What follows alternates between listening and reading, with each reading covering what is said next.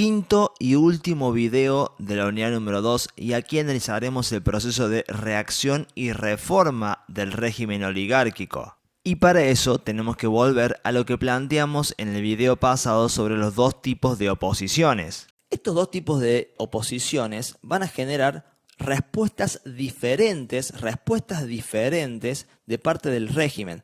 La oligarquía en el poder va a reaccionar de maneras diferentes ante estos dos tipos de oposición. Contra la oposición revolucionaria, contra estos dos, lo que va a aplicar es, como ya habíamos dicho, la represión. A ver, ante una situación de explotación de los obreros y de creciente movilización y creciente participación de los obreros y crecientes huelgas, conflictividad social, va a ser la represión.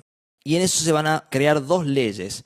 Una es la ley de residencia, que va a permitir a las fuerzas de seguridad, a la policía y también al ejército, expulsar a cualquier obrero que tenga ideas, sobre todo anarquistas o también sindicalistas o socialistas, ¿sí? Expulsarlos del país, mandarlos de vuelta a Italia o a España o a su país de origen o de donde hayan venido. La ley de residencia es la respuesta que tiene el régimen en contra de los anarquistas. Y aquí quiero detenerme un segundito, porque fíjense cuál es el planteo que hacen los oligarcas. El planteo que hacen los oligarcas es el siguiente, y esto es importante porque lo vamos a revisar en la unidad que sigue, en la unidad 3 y en la unidad 4 con más razón todavía, que es el siguiente. Ellos dicen, los anarquistas y los socialistas han traído ideas foráneas, ideas externas, ideas extranjeras, que no son compatibles con nuestro sentir argentino, nuestra manera y nuestra ideología argentina y patriótica de pensar. Cuando nosotros expulsamos aquí, cuando nosotros aplicamos la ley de residencia y expulsamos a los anarquistas, sindicalistas y socialistas, lo hacemos para defender la ideología argentina, nuestro sentir nacional. ¿Qué es ese sentir nacional?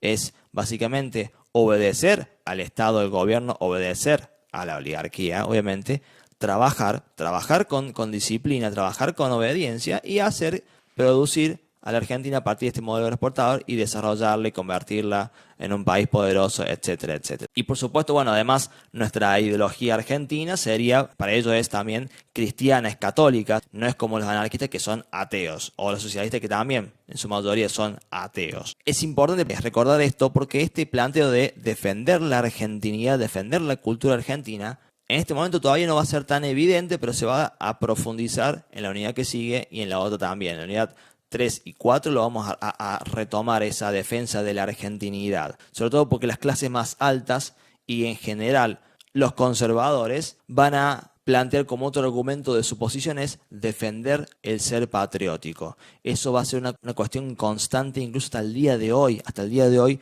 los conservadores son los que suelen oponerse a cualquier tipo de cambio diciendo que estamos defendiendo nuestro ser argentino, nuestra identidad nacional, lo que las ideas de afuera atentan en contra de nuestra manera de ser, etcétera, etcétera. Y otra medida que van a implementar va a ser la ley de defensa social, que es una ley que otra vez permite a las fuerzas de seguridad detener a cualquier anarquista, sindicalista y socialista, detenerlo por el solo hecho de defender a la paz social. Si estos son unos agitadores, unos buscapleitos, unos quilomberos, diríamos hoy día, entonces las fuerzas de seguridad tienen derecho, en defensa del orden, a detenerlos y a apresarlos. Contra la oposición revolucionaria lo que va a haber es represión, lisa y llana. Ahí no va a haber ningún tipo de discusión. Sin embargo, contra la oposición moderada, contra esta oposición y más precisamente contra la Unión Cívica Radical y los socialistas como partido, va a haber una división. Va a haber una división. La oligarquía se va a dividir en dos grandes grupos. Dentro del PAN se van a formar dos líneas internas, dos grupos internos que van a ser los tradicionalistas y los modernistas. Los tradicionalistas dicen, a ver, mantengamos el régimen oligárquico, mantengamos el fraude, sostengamos estas prácticas, por favor, mantengámonos en la república posible, mantengámonos aquí, ¿estamos? De ninguna manera permitamos la victoria o el ingreso a la política de los socialistas o Unión Cívica Radical, no, de ninguna manera lo permitamos, sostengámonos en esta república posible. En cambio, los modernistas defienden la idea de ya empezar a aflojar un poco y dar de baja este fraude electoral. Nosotros, dicen los modernistas, tenemos que avanzar ya a la república verdadera. Ya a esta altura, y cuando digo esta altura me estoy refiriendo a mediados de este periodo, 1900, 1905, 6, por ahí, 1910, los modernistas se han formado como una línea interna del Partido Autonomista Nacional y ya son importantes y ya están planteando, bueno, aflojemos, superemos ya, dejemos de hacer el fraude, por favor, aflojemos con esto. Además, hay una fuerte discusión interna entre los modernistas y los tradicionalistas sobre qué hacer o qué no hacer con el fraude. Los tradicionalistas lo quieren conservar y los modernistas lo quieren descartar ya. En ese sentido, los modernistas van a llegar a la presidencia de la Nación gracias a Roque Sáenz Peña. Roque Sáenz Peña va a ser uno de la lista de presidentes que va a haber aquí entre 1880 y 1916. Y acá me detengo un segundito. Fíjense que he hablado muy poco de quiénes son los presidentes entre 1880 y 1916. Con quiénes me refiero a quién fue cada uno de ellos. Es que realmente no me interesa que sepan quién fue cada uno de los presidentes, sino entender más bien todo esto que venimos explicando de la generación del 80, el liberalismo conservador, etcétera, etcétera, ¿sí? La oposición que se forma, etcétera. Entonces, Roque Sáenz Peña va a intentar consumar esta idea de los modernistas y generar una modificación del sistema político. Es por ello que, en secreto, se va a reunir con Hipólito Yrigoyen, quien era en ese momento el líder de la Unión Cívica Radical, el nieto de Alem. Alem, yo no lo dije aquí para avanzar más rápido, pero lo voy a mencionar muy brevemente. Alem, luego de la segunda revolución radical, que también va a fracasar, Alem se siente traicionado, bueno, además de Mitre, que ya lo dijimos con la Unión Cívica Nacional, además de Mitre, que se sumó a las filas de Roca, también tiene muchos cortocircuitos, discusiones con su sobrino, el otro líder de la Unión Cívica Radical, con Yrigoyen, y bueno, se siente aislado, y como era una persona, bueno, muy melancólica, le costó mucho sobrellevar el fracaso y terminó suicidándose. Esto es una historia triste, por cierto. A la cabeza de la Unión Cívica Radical de Asia estaba Hipólito Yrigoyen, y es con él, en secreto, que se reúnen Roque Sáenz Peña e Yrigoyen para generar lo que después fue la Ley Sáenz Peña, que justamente buscó evitar el fraude. Una ley muy nueva que, bueno, obviamente contó con el apoyo de Yrigoyen. Básicamente la idea es la siguiente: los modernistas decían, en su discusión contra los tradicionalistas, decían, a ver, nosotros como conservadores, nosotros la oligarquía, hemos liderado este país entre 1880 y 1916. Hemos desarrollado el modelo exportador, pusimos los trenes, pusimos el telégrafo, organizamos todo el país, etcétera. Vinculamos a nuestro país con el mundo, lo incorporamos a el capitalismo a partir de este sistema de división internacional de trabajo, etcétera, etcétera. Nosotros hemos desarrollado al país de manera totalmente increíble para la época. Lo que hemos hecho nosotros no tiene precedentes, no tiene antecedentes en la historia argentina.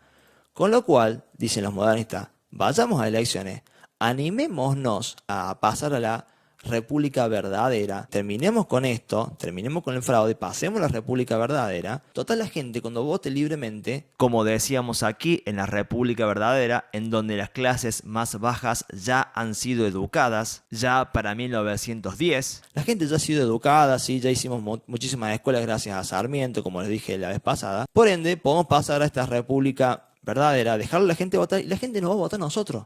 La gente nos va a votar a nosotros, a la oligarquía. La gente no se va a animar a votar algo nuevo, decían los modernistas, porque nosotros hemos convertido este país prácticamente en una potencia. Hemos enriquecido este país, con lo cual la gente va a votar al malo conocido antes que el bueno por conocer. Y el bueno por conocer es justamente la Unión Cívica Radical. Eso pensaban los modernistas. Por eso se animaron a reunirse secretamente con Yrigoyen, con los radicales, y crear la Ley Sáenz Peña. Esta Ley Sáenz Peña es fundamental en la historia política argentina. ¿Por qué? Porque es el paso a tener elecciones realmente libres. ¿Por qué? Esta Ley Sáenz Peña establece esta serie de modificaciones que son fundamentales. Primero, crea un padrón electoral, es decir, una lista de gente que va a poder votar, ¿sí? Y es una lista que es generada previamente en la elección. Un mes antes, fíjense en las elecciones que tenemos ahora, si yo quiero saber bueno, este año no tenemos elecciones, pero el año pasado tuvimos, sí, 2019, para votar a presidente. Si yo quería saber dónde iba a votar, me fijaba en internet. En ese momento no había internet, pero bueno, igual me podía fijar en las escuelas. El padrón, la lista de gente que puede votar y dónde puede votar. Al tener un padrón, la gente, primero que no puede votar doble o triplemente o cuatro, no, votas en un solo lugar, en una sola mesa, en una sola escuela. No puedes votar 5 y 10 veces, no, votas una sola vez. Con lo cual ya superamos este asunto del voto doble. Además, hacen que el voto sea libre, es decir, que nadie puede obligarte ni amenazarte. Y sobre todas las cosas, secreto y obligatorio. Enfatizo esto aquí de secreto. ¿Por qué enfatizo esto? Porque, bueno, se crea el cuarto oscuro. Vos, en vez de decir, yo voy a votar a fulano como el voto cantado, entras al cuarto oscuro, entras con el sobre, buscas una boleta, y esto fíjense, no es que agarras un papelito y te escribís, yo voto fulanito, porque ese papelito que vos escribís, te pueden reconocer, cuando después abran el sobre y saquen ese papelito, pueden reconocer tu letra. Entonces, para evitar cualquier tipo de vinculación entre ese voto y vos agarrás boletas y las metes adentro de la urna. Incluso en el caso de boleta única, que vos tenés que hacer una X, bueno, es una X nada más. No hay forma de que nadie te reconozca ni sepa, que el presidente Mesa o los fiscales sepan a quién votaste vos o no. Y esto es clave, porque si nadie sabe a quién votas vos, nadie te puede amenazar ni comprar tu voto. Otra cosa que me había olvidado, el sistema de padrón, al tener una lista previa de quién puede votar y quién no puede votar, por supuesto que evita que haya votos de los muertos. Los muertos no pueden votar más porque, bueno, el padrón se hace con un mes un mes o 2 meses de antelación. Todos los partidos lo controlan a ver que justamente nadie esté 2, 3 o 5 veces, ni tampoco que estén los muertos, ¿está? ¿Sí? Todo el mundo controla que no estén los muertos. Y esto es clave. Estas dos medidas de la ley Sáenz Peña son claves para superar el fraude. Y por último, tiene una modificación muy interesante que es el sistema de lista incompleta. ¿A qué me refiero con esto? Que para los cargos del poder legislativo, ¿sí? Es decir, diputados y senadores, esto no aplica para el Ejecutivo y muchísimo menos para el judicial, que no se vota, pero para el poder legislativo, los partidos presentan una lista incompleta de candidatos. Por ejemplo, digo lo siguiente, en Córdoba tenemos 9 diputados. Los diputados varían según la población de cada provincia. En Córdoba tenemos 9, en Buenos Aires creo que tienen como 20, algo así, porque son mucho más poblados que nosotros, etc. En fin, tenemos 9. Cuando vayamos a votar dentro de un año, en el 2021, a los nuevos diputados y senadores de Córdoba, en los diputados todos los partidos van a presentar una lista de 5 candidatos, no de 9, de 5 nada más. ¿Por qué es esto? Es muy simple, porque la idea es que el que gane no se quede con todos los puestos. De los si hay 3 partidos, partido verde, rojo y azul, y gana el verde, entonces el verde no va a meter los 9 diputados, no va a meter solamente 5. Los otros 4 se van a repartir, si sale verde, azul y rojo, va a ser 5 del verde, 3 del rojo y 1 del azul que salió último. De esa manera, lo que se consigue es que las minorías políticas, partidos políticos más chicos, y ahí es donde entran los socialistas y la Unión Cívica Radical, puedan meter algún que otro diputado y tener alguna que otra presencia en el Congreso. Por eso el sistema de lista incompleta es muy interesante para permitirle la participación a las minorías políticas, partidos políticos más chicos, cosa de que el que gane no se quede con todo, que no tenga todos los diputados y todas las bancas, sino que pueda haber una representación un poquito más igualitaria. Esta ley Sáenz Peña, y aquí ya vamos terminando, es la que nos permite a nosotros ya avanzar de una vez por todas a la república verdadera, ¿sí? Porque ahora la gente va a poder votar sin que haya fraude, y eso va a ser a partir de, vamos a poner aquí, 1912. A partir de 1912 se aplica la ley Sáenz Peña, y eso permite que 4 años después, en las elecciones presidenciales, gane el primer presidente realmente elegido por todo el pueblo, por supuesto pueblo masculino, porque todavía las mujeres no pueden votar, pero elegido en elecciones verdaderamente libres y democráticas y sin fraudes, que es Irigoyen. Gana la Unión Cívica Radical. Fíjense que, bueno, aquí a los modernistas ese razonamiento de que vamos a ganar nosotros, quédense tranquilos, pasemos a la república verdadera, que no pasa nada, la gente nos va a votar a nosotros. Bueno, el tiro le sale por la culata y termina la gente votando a la Unión Cívica Radical. ¿Y esto por qué? Bueno, a ver, habrán visto que hemos estado hablando de la legitimidad todo el tiempo, de la legitimidad, es decir, de la, como decimos acá en la unidad 1, la aceptación de los gobernados hacia los gobernantes. habíamos dicho que esa discusión de la legitimidad involucra a todo el mundo. Y bueno, esta oligarquía siempre tuvo fuertes problemas de legitimidad, y el hecho de que la Unión Cívica Radical haya hecho mitines para abrir la política hacia todas las masas, en vez de quedarse en una mesa chica como pasaba aquí, Abrió la política al resto de la gente. hizo rebeliones armadas muy violentas, pero que le ganaron de muchos seguidores. Y como no participó de las elecciones, se abstuvo siempre para no ser cómplice de este juego tramposo. Entonces la Unión Cívica Radical fue la que más legitimidad y apoyo del pueblo fue ganando, de todos los partidos que se presentaban. Recordemos que sindicalistas y anarquistas no tienen partido político ni loco, ¿tá? Los que sí lo tienen son los socialistas, pero bueno, no llegaron a ser tan populares como la Unión Cívica Radical.